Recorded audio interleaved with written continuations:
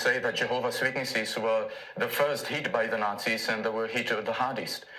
For example, Jehovah's Witnesses were banned in the Nazi Germany in 1933, and after that immediately their property was confiscated. They were experiencing beatings, their children were taken from their families, then they were sent to prisons and concentration camps. Many of them were even executed. Wow.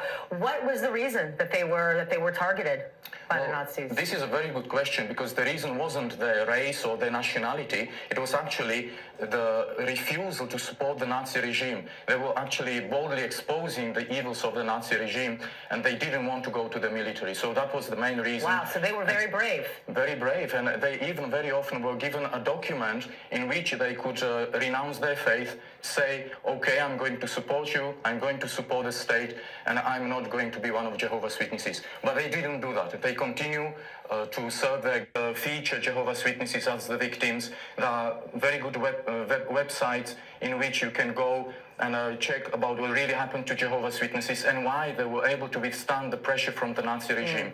There are exhibitions that we had in Tel Aviv, or in other places we had them in Europe, like in France, Germany, Sweden and Denmark, where Jehovah's Witnesses and other people, the public, can learn about what really happened and why it happened. What is the situation in Russia? I mean, have the Jehovah's Witnesses have to go kind of underground, or do many of them have to, are they fleeing? Well, perhaps some of them were leaving the country. I don't have all the facts because this is a completely different topic. Yeah. But still, I know that most or the vast majority of Jehovah's Witnesses continue to serve Jehovah God as they can.